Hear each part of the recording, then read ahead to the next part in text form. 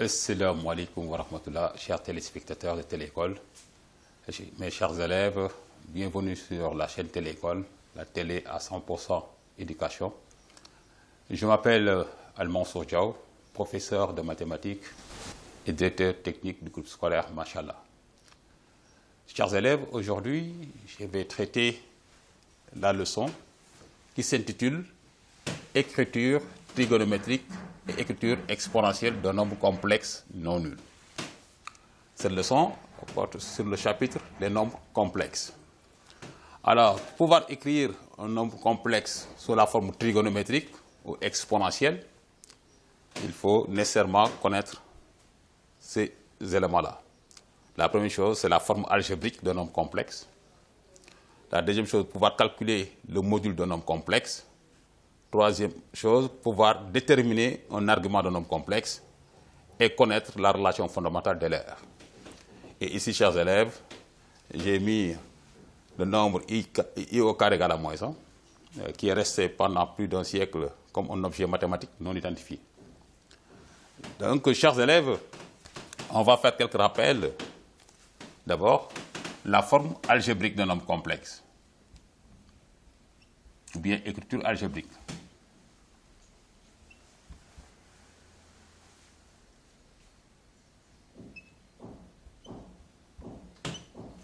Forme algébrique d'un nombre complexe.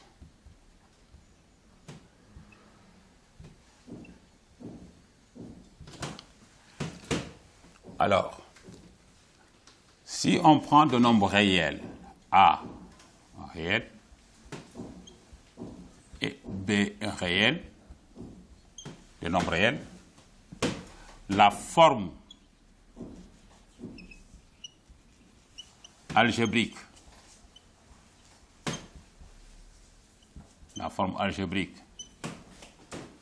d'un nombre complexe Z, noté Z, d'un nombre complexe noté Z et Z égale A plus IB. Voilà, chers élèves, ce qu'on appelle la forme algébrique d'un nombre complexe donné, ou bien l'écriture algébrique. Et ici, il faut savoir que le A là est un nombre réel et le B là aussi est un nombre réel. I est le nombre imaginaire pur tel que son carré est égal à moins 1. Alors, donc, si on vous demande d'écrire, chers élèves, un nombre complexe sous la forme algébrique, donc c'est Z égale à A plus IB. Et si A est la partie réelle, donc la partie réelle de Z, c'est égal à A, et la partie imaginaire notée im de Z est égale à B. Donc, la partie réelle, c'est A, c'est comme ça qu'on note la partie réelle d'un nombre complexe noté Z, et c'est comme ça qu'on note la partie réelle d'un nombre complexe, la partie imaginaire du moins d'un nombre complexe noté Z. R de Z égale à A, im de Z égale à B. Et comme vous le constatez, dans l'écriture, dans la partie imaginaire, il n'y a pas de I. Le I n'en fait pas partie. C'est le nombre réel qui est multiplié avec I qui est appelé partie imaginaire. Je vais vous donner un exemple. Exemple 1. Z est égal à 2 moins I, par exemple, est une écriture algébrique d'un nombre complexe. 2 est la partie réelle et moins 1 est la partie imaginaire. Si on prend Z égale à moins racine de 3 plus 2i, aussi c'est un nombre complexe écrit sous la forme algébrique. D'accord? Et attention, si on donne un nombre complexe Z est égal à 1 moins I, facteur de 1 plus 2i. Alors, chers élèves, ici, vous n'avez pas l'écriture algébrique, parce que vous n'avez pas la forme A plus IB. Donc, si on vous donne un tel nombre complexe, on vous demande d'écrire sous la forme algébrique ce nombre complexe, alors il faut développer, d'accord, en tenant compte de I au carré égale à moins 1. Donc, si vous développez en tenant compte de I au carré égale à moins 1, donc Z égale, ça fait 1 plus 2I moins I, et moins I fois 2I, ça fait moins 2I au carré, moins 2I au carré. Comme I au carré égale à moins 1, donc moins 2I au carré égale à plus 2. Et comme ça, vous obtenez Z égale à 3 plus I. Et voilà, chers élèves, la forme algébrique. Mais si vous le laissez comme ça, vous n'avez pas la forme algébrique. Donc, on développe pour avoir la forme algébrique. Donc, voilà ce que nous appelons la forme algébrique d'un nombre complexe.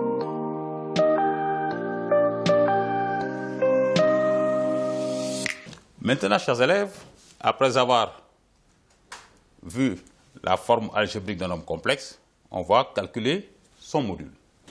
Donc, le module d'un nombre complexe. Module d'un nombre complexe.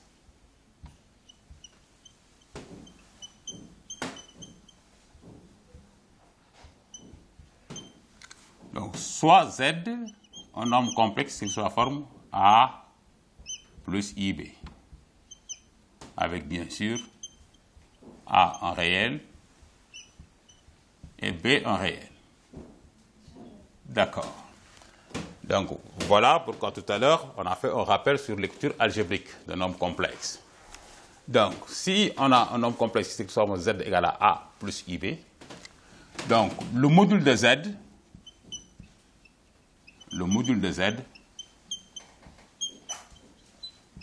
est noté, voilà. Et pour calculer le module de Z, égal à la racine carrée, le module de Z est égal à la racine carrée de la partie réelle de Z au carré plus la partie imaginaire de Z au carré. Donc, on peut dire ici que le module de Z égale A au carré, racine carrée de A au carré, plus B au carré. Et de grâce, ne mettez pas le I ici à l'intérieur. Voilà comment on calcule le module de nombre complexe donné. Exemple 2. Exemple 2.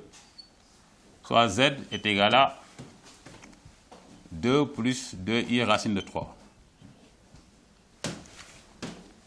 On demande de calculer, je calcule le module de Z. D'accord? Donc j'applique la formule, je dis module de Z égale, comme j'ai lecture algébrique de Z, donc je dis c'est la racine carrée de la partie réelle de Z, c'est 2 au carré, plus la partie imaginaire de Z au carré. Ici, la partie imaginaire, c'est 2 racines de 3. 2 racines de 3. Donc ça fait plus 2 racines de 3 au carré. Et si on calcule, donc on obtient racine de 16, ça fait 4. Donc ceci implique que le module de Z, si on fait tous les calculs, racine de 4, c'est 16. Et là, on obtient le module de Z est égal à 4. Voilà comment on calcule le module de nombre complexe. Donc, c'est la racine carrée de la partie réelle au carré plus la partie imaginaire au carré. Et vous allez voir tout à l'heure l'importance de calculer le module pour pouvoir écrire un nombre complexe sous la forme trigonométrique ou bien sous la forme exponentielle.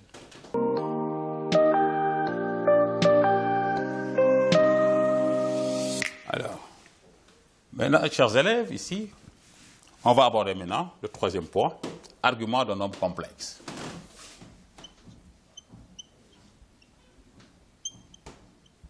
Argument d'un nombre complexe non nul.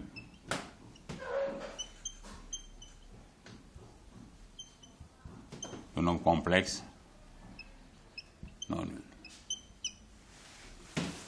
Alors, toujours, on choisit un nombre complexe Z égale à A plus IB. Avec bien sûr A en réel et B en réel.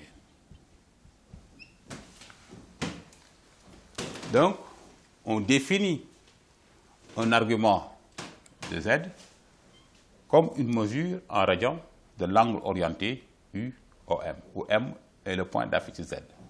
Donc, si on prend un point M d'affixe Z, si θ est une mesure,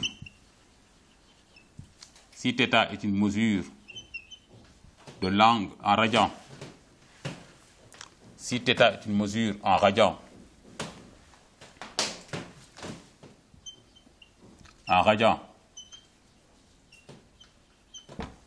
de l'angle orienté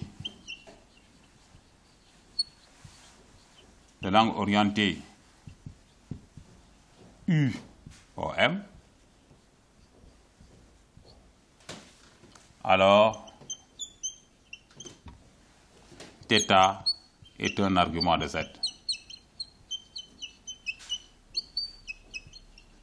Ça, c'est dans le cours. Est un argument de Z. Alors, je vous rappelle aussi, chers élèves, que cette leçon suppose que, a priori, vous avez rencontré les propriétés algébriques, les affixes, les vecteurs, tout cela en classe. Donc, ici, c'est un rappel seulement pour calculer un argument de nombre complexe. Donc, si maintenant on veut calculer un argument de ce nombre complexe, Z égale à A plus IB, c'est ça l'objectif que nous cherchons aujourd'hui. Alors, d'abord, il dit soit θ un argument de Z. Donc, θ est un argument de Z. Et là, il faut pour déterminer θ,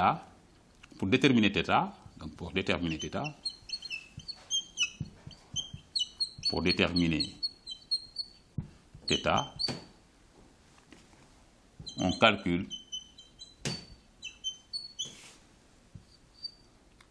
cos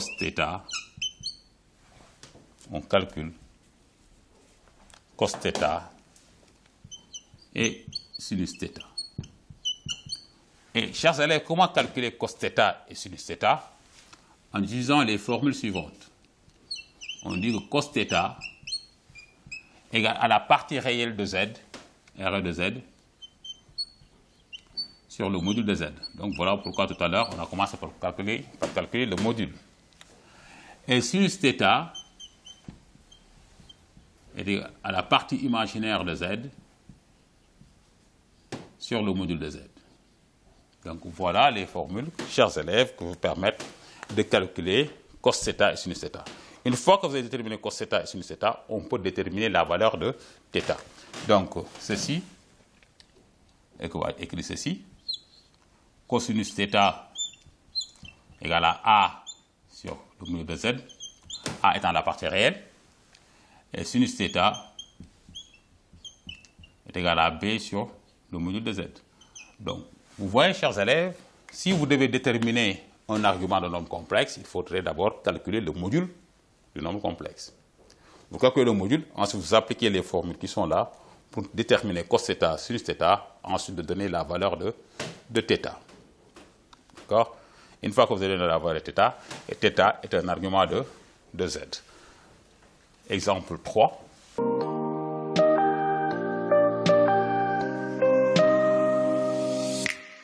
Exemple 3.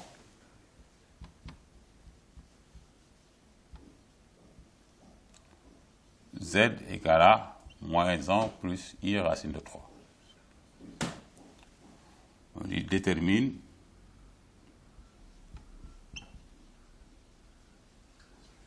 un argument de Z.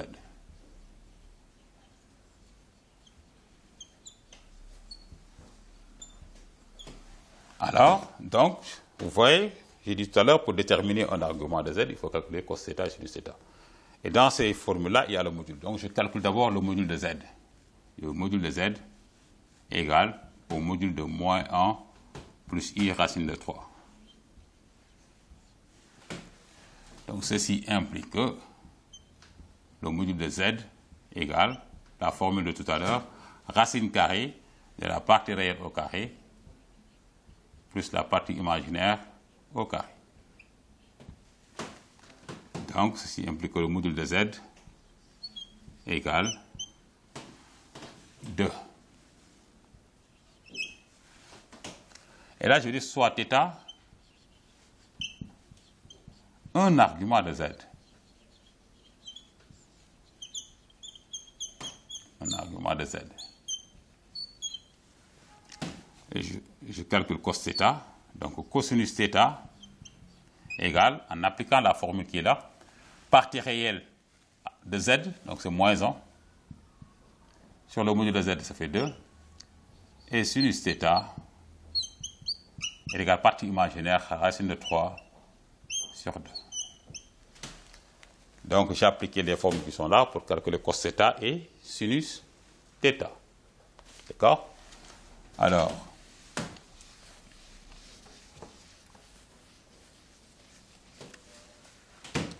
et là, chers élèves, pour déterminer la valeur de θ, soit vous utilisez la calculatrice, soit vous utilisez le tableau des valeurs remarquables que vous avez vu en première, soit vous utilisez le cercle trigonométrique.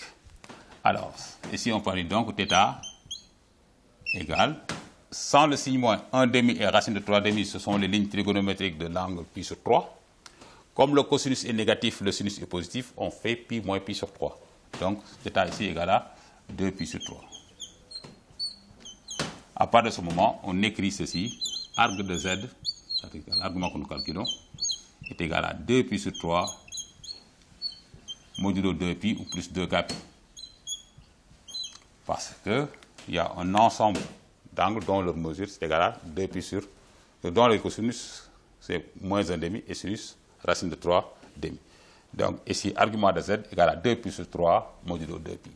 Voilà, chers élèves, comment on calcule un argument d'un nombre complexe non nul. Il faut que z soit non nul. Parce que 0 n'admet pas d'argument. 0 n'a pas d'argument. Et là, c'est les cours précédents que vous pourrez trouver la justification. Donc, ce n'est pas la peine, chers élèves, de faire beaucoup d'exemples. Pourquoi? Parce que tout simplement, il suffit de comprendre comment détermine-t-on un argument d'un nombre complexe. Pour déterminer un argument d'un nombre complexe, je calcule d'abord le module du nombre complexe et je calcule cos θ puis sinus θ en appliquant les formules de tout à l'heure. Et une fois que vous calculez cos θ et sinus θ, partie réelle sur le module, sinus θ égale partie imaginaire sur le module, alors ça vous donne la valeur de θ et vous écrivez argument de z égale à 2 pi sur 3 modulo 2 pi.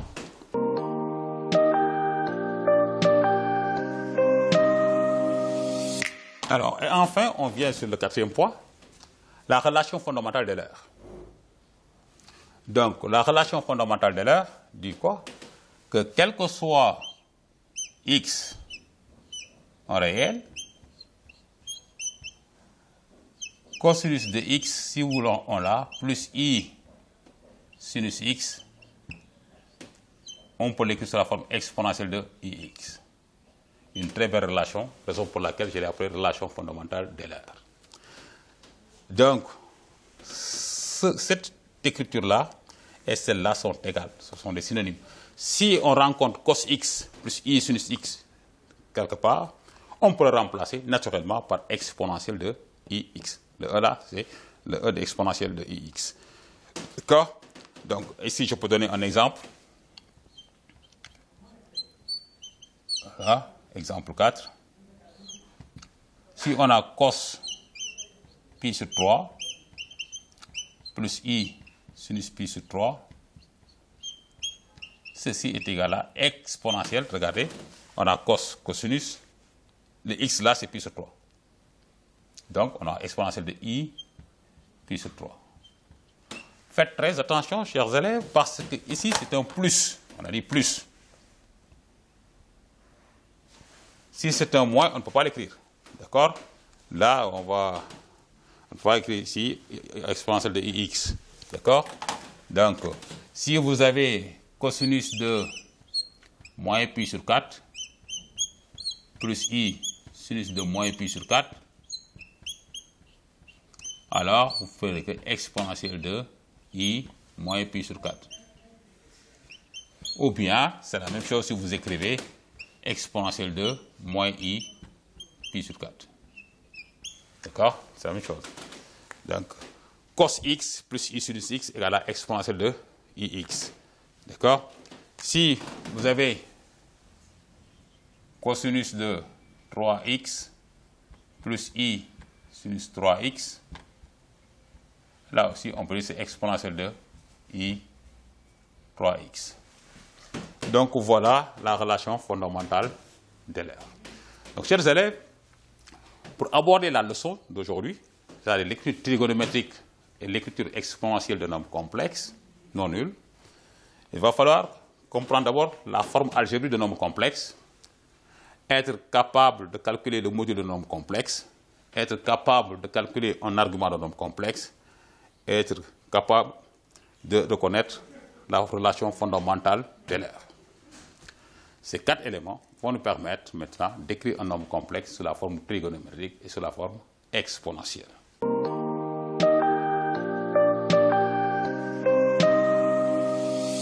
Voilà, chers élèves, voilà dans la leçon, forme trigonométrique. Forme trigonométrique.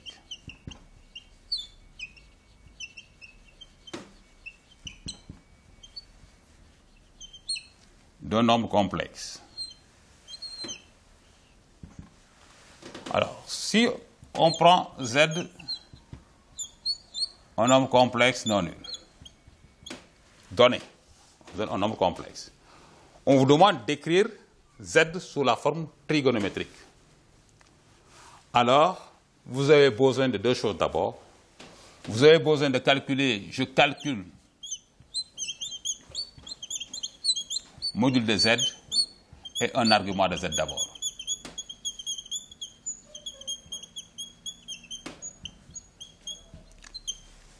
Très simple. Je calcule le module de Z et un argument de Z.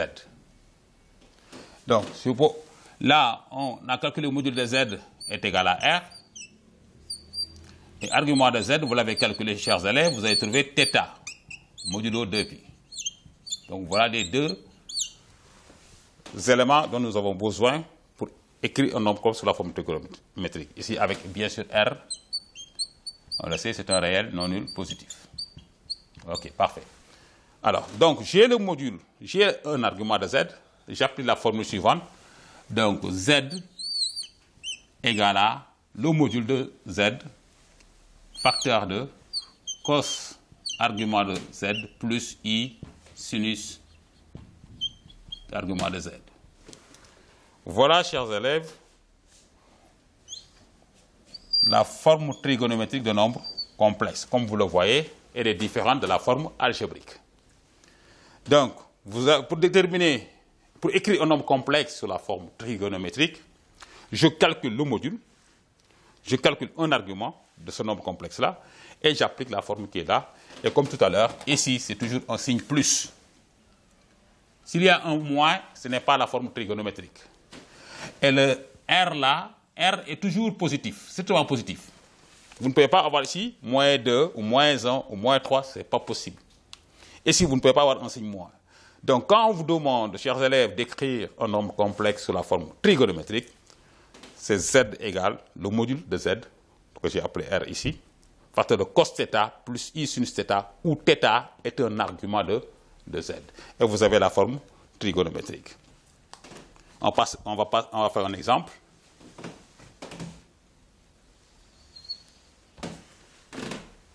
Exemple 5.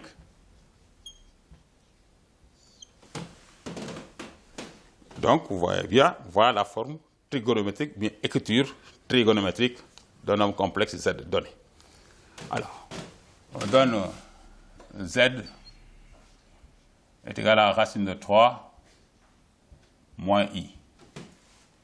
Et on dit écrit Z sous forme trigonométrique.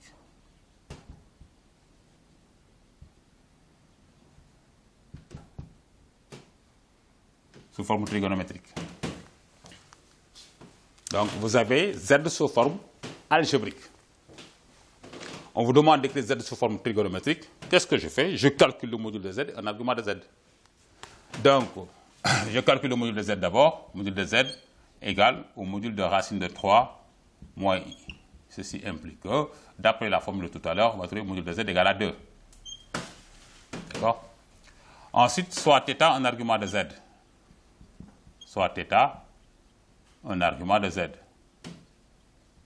Donc, vous voyez pourquoi tout à l'heure, j'ai dit qu'il est fondamentalement important de pouvoir calculer le module et de calculer un argument d'un nombre complexe pour écrire un nombre complexe sous la forme trigonométrique.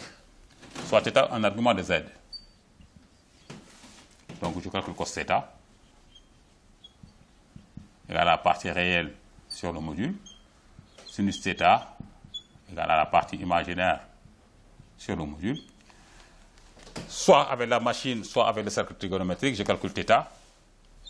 Et θ, on trouve moins pi sur 6. Donc ici, argument de Z égale à moins pi sur 6 modulo 2pi.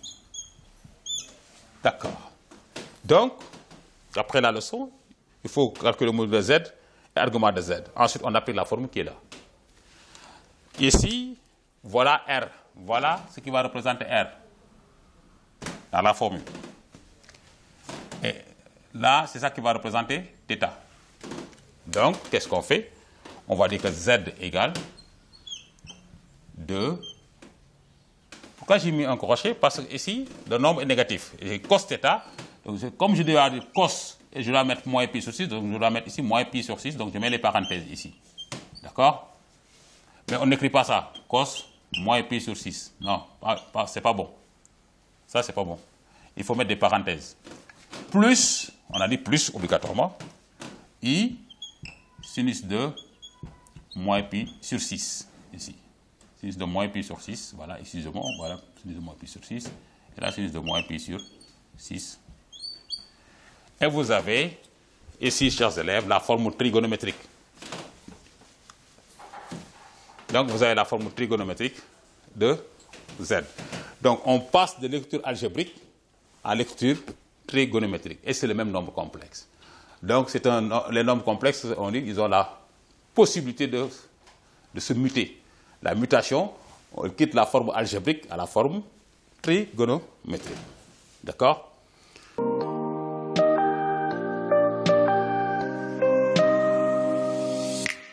Maintenant, on va voir la forme exponentielle.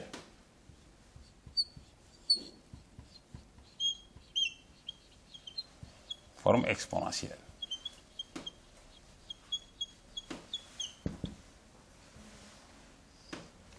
Donc, soit Z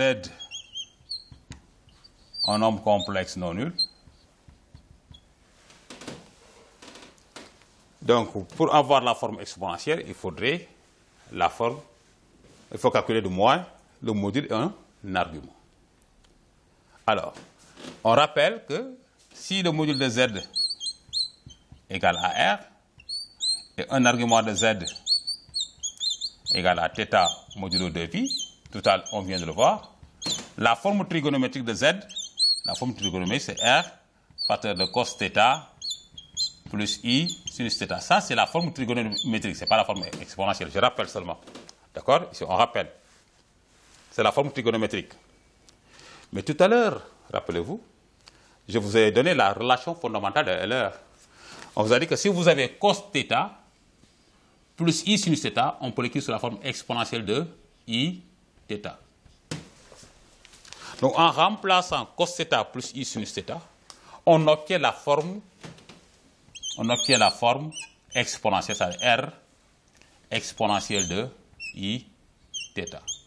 Et voilà ce que nous appelons forme exponentielle ou écriture exponentielle d'un nombre complexe.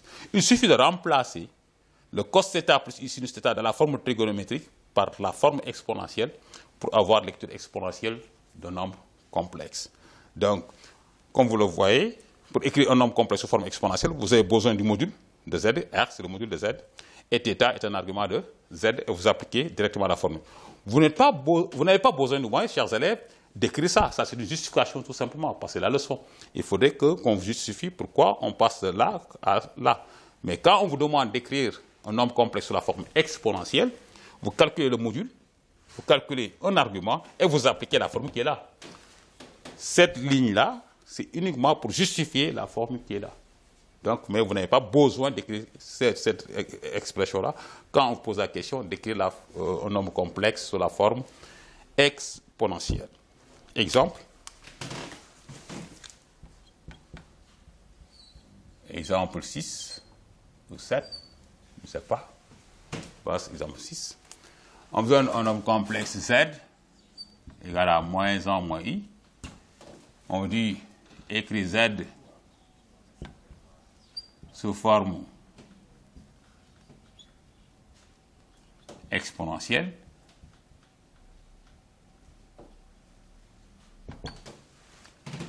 Alors, je calcule le module de z. Le module de z égal à module de moins 1 moins i. Implique que le module de z égale à racine de 2. Soit θ un argument de z. Soit θ un argument de z.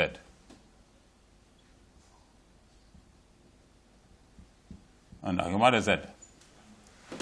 Et comme tout à l'heure, je calcule cos θ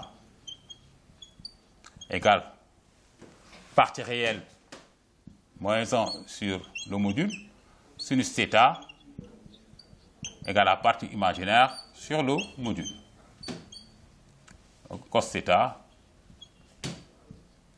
égale à moins racine de 2 sur 2 et sinus θ égale à moins racine de 2 sur 2.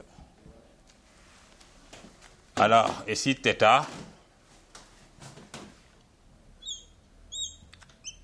donc, ici, θ, c'est pi plus pi sur 4, ça fait 5 pi sur 4, ou bien moins pi plus pi sur 4, moins 3 pi sur 4. Moins 3 pi sur 4 est la mesure principale de 5 pi sur 4. Donc, j'ai θ, j'ai le module. Et j'applique la formule qui est là. Donc, je veux dire que la forme exponentielle de z, et vous allez voir, cette forme exponentielle est beaucoup plus facile à utiliser dans les opérations que la forme trigonométrique. Alors, je dis, c'est le module, c'est racine de 2 comme module, exponentielle de i θ. Donc, exponentielle de i θ moins 3 pi sur 4. Ou bien, vous l'écrivez z égale racine de 2 exponentielle de moins i 3 pi sur 4. Vous avez la forme exponentielle. Donc, chers élèves, voilà les formes d'écriture de nombres complexes. On a fait un rappel la forme algébrique et la leçon porte sur la forme trigonométrique et la forme exponentielle. Alors, je retiens quoi? Je retiens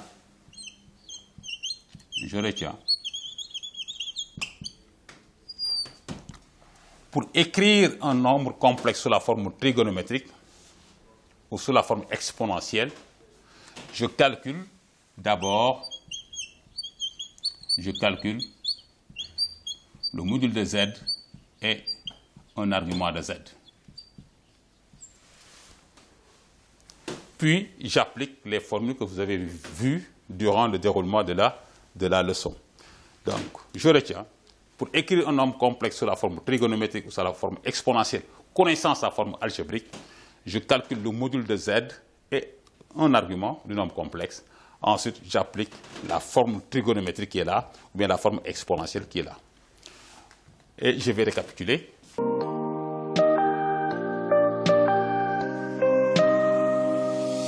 Donc, un nombre complexe z donné a trois formes d'écriture, chers élèves. Il y a la forme algébrique. Forme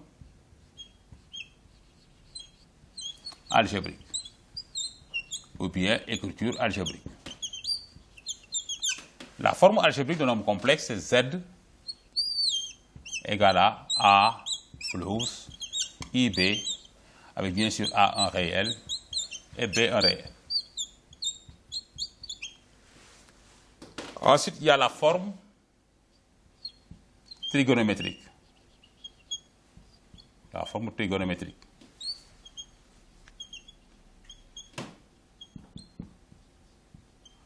Alors, pour passer de la forme trigonométrique à la forme exponentielle, ici, de la forme algébrique à la forme trigonométrique, là, je calcule le module de z égal à r, et je calcule un argument de z égal à θ en appliquant les formules que vous avez vues tout à l'heure.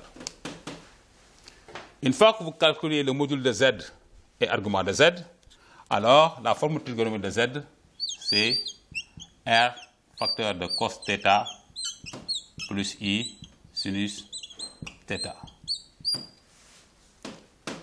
Et là, j'ai bien dit que ici, c'est un signe plus. Et r est un réel positif. R est un réel positif, non nul. D'accord? Et en fait, la forme exponentielle,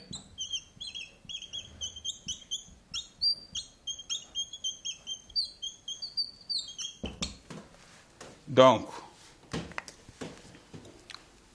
en remplaçant cos θ plus i sinus θ par exponentielle de iθ, alors vous obtenez la forme exponentielle z égale à r exponentielle de iθ. Voilà, chers élèves, les trois formes d'écriture d'un nombre complexe. La forme algébrique, a plus ib, a la partie réelle et b la partie imaginaire. A et b sont réels non nuls. Maintenant, ici, si le cas où z est différent de 0, z est non nul, on calcule le module de z c'est égal à r, argument de z égale à θ, on obtient la formule trigonométrique avec cette formule-là, z égale à r, facteur de cos θ plus i sinus θ. Et si on remplace cos θ plus i sinus θ, on obtient la forme exponentielle. Donc on peut quitter la forme algébrique pour aller vers la forme trigonométrique. De la forme trigonométrique, on peut obtenir la forme exponentielle.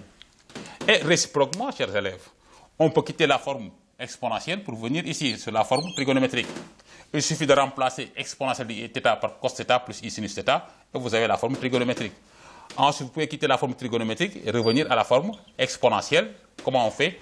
On remplace cos θ par sa valeur exacte et sinus θ par sa valeur exacte. Vous développez, vous avez la forme algébrique. Voilà, chers élèves, la leçon est terminée. Qu'Allah subhanahu wa ta'ala vous bénisse et vous protège. Qu'il vous garde pendant très longtemps avec vos parents. C'est Barke Sayyidina Muhammad sallallahu alayhi wa sallam. Et je vous souhaite une totale réussite au baccalauréat 2022. C'est Barke Sayyidina Muhammad sallallahu alayhi wa sallam. À très bientôt.